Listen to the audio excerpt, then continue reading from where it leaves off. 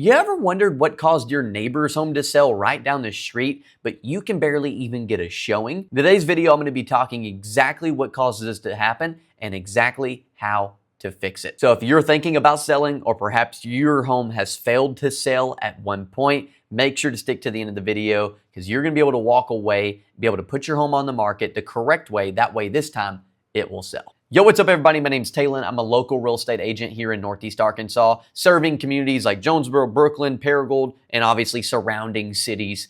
What we do is we service families that maybe are struggling, maybe they're new to real estate, or perhaps you're an experienced person that's just looking for a new and authentic strategy. So if you don't already have a realtor and you need one, all my information is down below where you can schedule a direct call with me and we can talk over specific strategies that we're implementing in today's market that gets our properties from listed to sold. The first topic that I want to briefly mention is perhaps the price of the property. Now, if you've watched any of my videos, you know that pricing a home is a huge component of actually getting a home sold, but also for top dollar. And perhaps what happened is your neighbor hit the market at a perhaps better time when there was less competition on the marketplace, or perhaps they priced their property correctly to begin with, therefore causing a lot of demand for that property at the beginning of their entrance into the market. And they did not just list the home to test the market. They were actually able to position their home on the market as the obvious choice. That way it's sold for top dollar within a relatively decent amount of time. And usually, whenever I see a home sitting on the market compared to the other homes that have sold in the market, I usually, without a shadow of a doubt, am able to know up front that it's probably a pricing issue. The moral of the story is they hit the market. You are just trying to test it. This next point might be a little controversial, but it is the condition of the home that it's in. And I tell my sellers this all the time.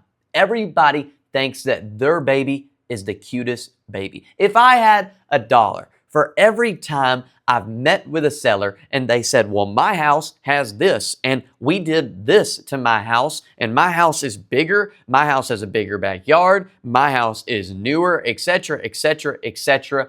It's nothing we've ever heard before, because when we met with the other people right down the road, they said the exact same thing. Everybody in real estate thinks that their house is the best house that hits the market. And rightfully so. You're the one who's put the sweat equity into maintaining the property. You're the one who's paid the big bill at the end of the day, and how you've poured lots of money into this house and paid the taxes and insurance for a number of years. And you have pride in this property. But really what you need is somebody that is able to look beyond emotion and rather at the facts and be able to say, hey, I've went down to that property before they even sold it and was able to compare that home against yours. And I've been in both properties, and I will say, even though you think this is true about your property, that property when you walk in is just absolutely stunning. But here's the best part about the condition problem is everything's fixable. If your house has a weird smell and it knocks people off guard whenever they walk through the door, guess what? You can do very inexpensive updates or bring solutions to that property that is, like I said, inexpensive, doesn't cost thousands of dollars to fix. You've got a rough paint job. Guess what? Lowe's and Walmart sells relatively cheap paint that can ultimately make you thousands of dollars more and save you from having to drop the price if a house does not sell. Buyers do not just compare homes. They eliminate the ones that they don't like, and they never even give them an opportunity to negotiate. Point number 3 is the photos and the marketing campaigns that were ran on this property. Most agents, unfortunately, just stick a sign in the yard and make a little Facebook post and hope for the best. That's not a strategy. That is hope. We take a little bit more of an aggressive approach. Now, without going down a laundry list of items that we do behind the scenes and once we hit the market that actually puts your home in the eyes of the most amount of people possible. I'm not going to bore you with all the details right this second, but it's important that you have a marketing strategy in place that takes what is hopefully a properly priced listing and advertises it to the most amount of people possible. We've had people fly in to our listings from Hawaii, from Texas to California, from California, and they drove or flew all the way to Arkansas because what we showed them online and through our marketing campaigns was something that they had to come see in person. And that is not an over-exaggeration. We've done this countless times exclusively because of our photography and our marketing campaigns that we deploy on our properties. Online is where buyers decide rather before even seeing the property if they want it or not. Oftentimes on our listings, when people come and look through them, they've seen enough of the property to at least know a good 80% chance likelihood of them actually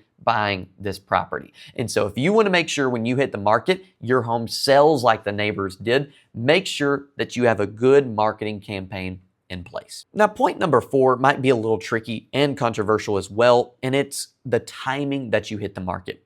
If you listed your property in the dead smack middle of winter and your neighbor sold their house last spring or summer, there is unfortunately a built-in advantage that you do not have that they do have, which is the timing of the real estate market. If you know anything about real estate, you know that buyer activity oftentimes picks up in the spring through the summer, even into the fall months of the year. Now, if you're watching this video and you're saying, no, I listed my house in the spring or in the summer, then that doesn't mean necessarily the timing was perfect for you. Because again, the right timing, but with the wrong price house can still conclude in bad results. What I mean by that is this. Timing does not just matter about the season in which you list a property.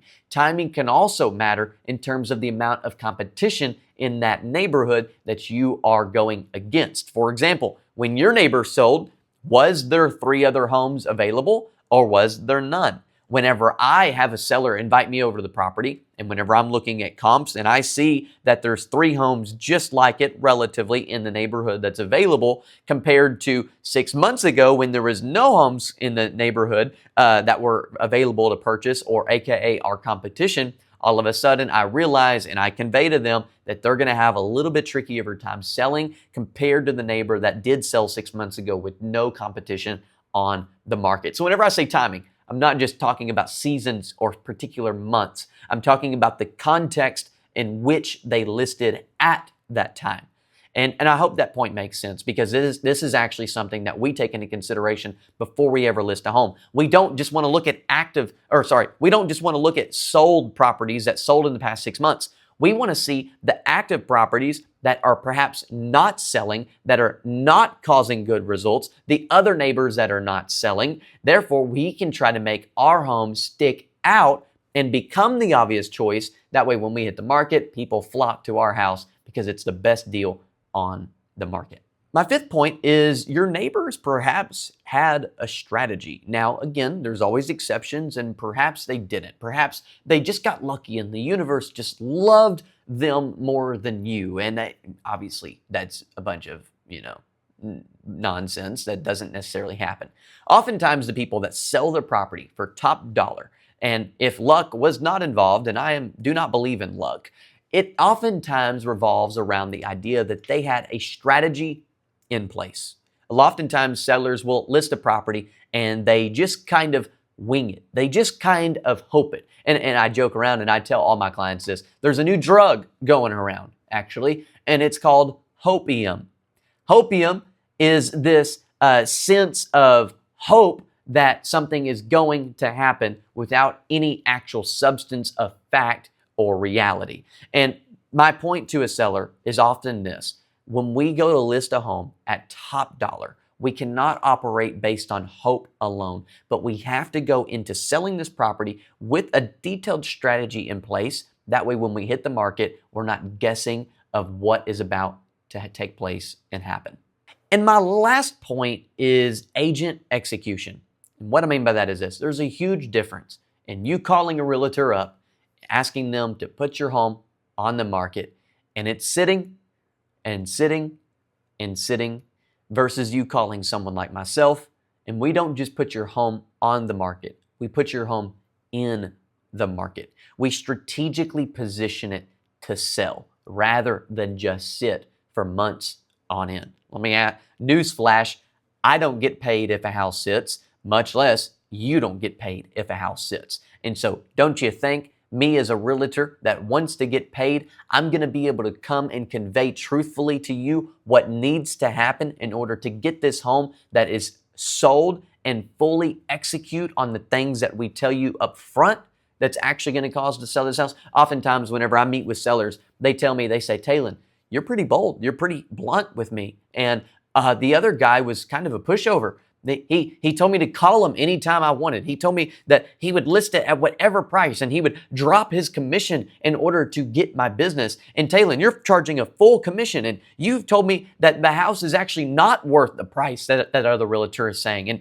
you're telling me you can't call me at every second and waking second of the day. That's because we are professionals. It's because we know our worth and we know the real estate market. Other words, we know how to execute on what we tell you. We do not want to be the agents that overpromises and underdelivers, but rather, I would rather us agree here and then us come back here rather than the opposite take place. Because if I want to get referrals from you for the rest of your life, I want to be able to service you at the highest possibility where you would feel comfortable and confident giving my name to anybody that you know that's going to be buying or selling some real estate. And we do this by executing on what we say we would do from the beginning. So at the end of the day, don't go to sleep tonight thinking that you have a house that is doomed to sit on the market for the next 6 months. With the right strategy, with the right agent, and with the right plan that you're going to execute in place, you can actually be just like your neighbor, no matter the competition, no matter the timing, no matter the agent that you use, because at the end of the day, selling real estate is not about luck. It's about providing, or rather implementing, strategies and practices that are proven to where you get the results that you're looking for. Look, I'm a numbers guy. The numbers do not ever lie. 2 + 2 will always equal 4. And that's something that we have to remember when working in the real estate market. And really, truthfully, this is what separates real estate professionals versus realtors that dance on TikTok and perhaps get some business because they're funny or whatever, right? And so at the end of the day, if you want to work with somebody like that, I've got about 300 of them in my phone that I would be more than happy to give you.